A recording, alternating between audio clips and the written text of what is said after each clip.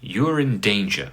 You want to escape, but the very act of trying to escape proves that you're sane enough to stay. And that's Catch-22, the most brilliant, frustrating, and terrifying rule written in fiction. But here's the thing. This isn't just about war.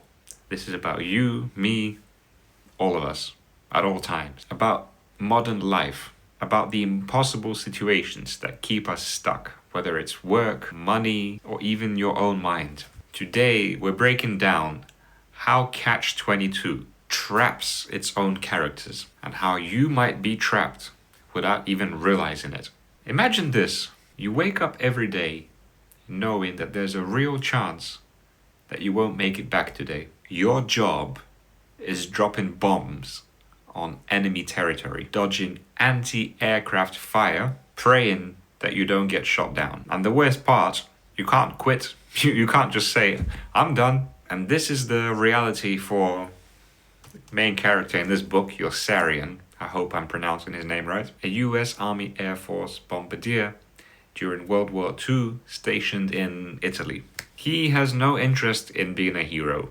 He just, like most people, wants to live, wants to survive. But every time he finishes a round of missions, the commanders above him raise the amount required to be able to go home. The goalpost just keeps moving. So, what's the way out? Well, there is one, but there's a catch. There's a rule in the military, in this book's world, and it's called Catch-22, and it goes like this. There was only one catch, and it was Catch-22. If he was crazy, he wouldn't have to fly missions. All he had to do was ask. And as soon as he did, he would no longer be crazy and would have to fly more missions. Let's break this down. What does this even mean? If you're truly insane, you shouldn't be flying. But if you have enough awareness to ask not to fly, that means you're sane enough and means you're able to handle the missions.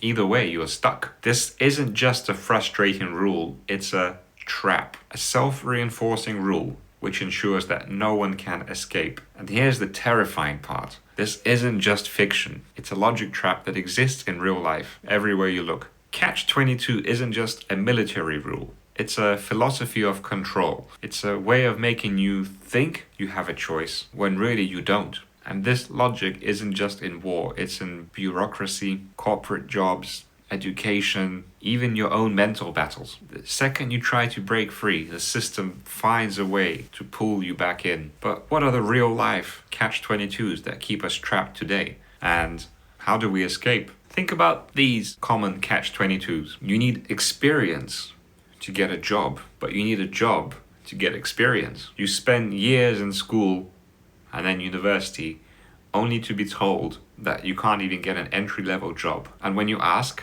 how you're supposed to get experience, the answer is just keep applying. Another one, you can't get a loan without credit, but you can't build credit without a loan. And that's just the start. Yeah, not all Catch-22s are about money. Some of them are mental, built into the way we think, the way we're conditioned to operate. Say, you need rest to be productive, but you feel guilty for resting. Burnout is real, and I've experienced it myself. At work, doing YouTube. But the second you stop working, your brain tells you that you're being lazy. And so you push through, you keep grinding until your body just forces you to stop. Another one, you need money. You're stuck in a toxic work environment, right? You need help, but therapy is expensive. And to afford it, you need to stay in the job that's making you miserable in the first place. Classic Catch-22. See the pattern? These systems aren't designed to help you escape. They're designed to keep you running in circles. And the worst part, the more you fight it, the deeper you get stuck. You take unpaid internships. You work insane hours to afford basic things. You sacrifice sleep, health, your relationships, all just to get to the starting line. It's the same logic as Catch-22. The system wins, except you find a way to break the loop. In the novel, Catch-22 isn't just a rule, it's a weapon, really. It's not designed to protect people. This is how absurd authority works. Rules that contradict themselves, so you can never actually challenge them. And the more you question them, the more they make you the problem. This is how control works everywhere. Try to dispute an unfair charge, you need to speak to another department. Try to fight an unjust system, you need to follow the proper procedures. Try to report a mistreatment, we can't protest this without evidence. By the time you follow all these steps, the process has drained you so much that you stop fighting altogether. And that's the point. Because the true power of Catch-22 isn't just the rule itself, it's what it does to your mind. The cruelest part of Catch-22 is that it makes you feel powerless. Every option leads to the same outcome. Why even fight? That's why so many people stop questioning, stop pushing back, stop believing things can change. And once people stop fighting, the system doesn't even have to work so hard anymore to keep them trapped. So if the system is rigged against you, how do you escape? Well, Yossarian found an answer.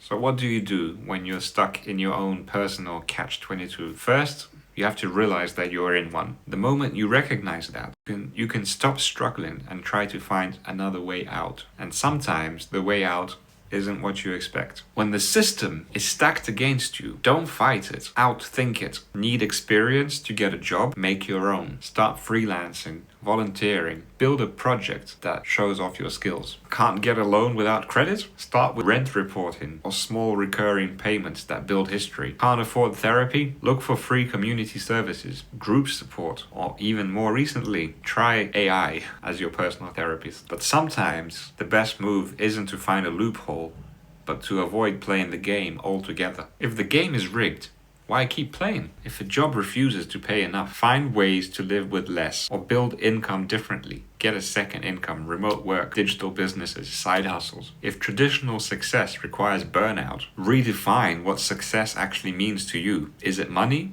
Is it freedom? Is it a different pace of life? Yossarian's choice wasn't about rebellion. It was about freedom. And in life, sometimes the smartest move isn't pushing through, it's stepping away. By the end of Catch-22, Yossarian realizes something. The system isn't going to save him. The people in charge, they don't care. The rules, they're designed to trap you. And if you sit around waiting for things to be fair, you'll be waiting forever. There's one quote that goes, "Just because you're paranoid doesn't mean they're not after you." Life is full of Catch-22s. Things that keep you running in circles. Rules that make no sense. But if you recognize that, if you understand the game is rigged, then you stop fighting for fairness and start creating your own path. Because in a world full of contradictions, the only real way out is the one you carve for yourself. What's a Catch-22 that you faced in your own life? A rule, a system, a paradox that's kept you stuck? Drop it in the comments, I'd love to hear your thoughts. If you found any value in this video, please give it a thumbs up. If you're enjoying these sort of classic literature breakdowns and what lessons we can learn from them, why don't you subscribe? I release these videos every Thursday, and you can catch up on the videos that we've done so far. There's a link to the playlist in the description below as well. If you think like this book might be up your street and you want to try it out for yourself, there's a link for it as well in the description. And I suggest that you check out the video that I've done last week, which is about love. The lessons that we can learn from Crime and Punishment, surprisingly, about love. And I'll see you there. Bye bye.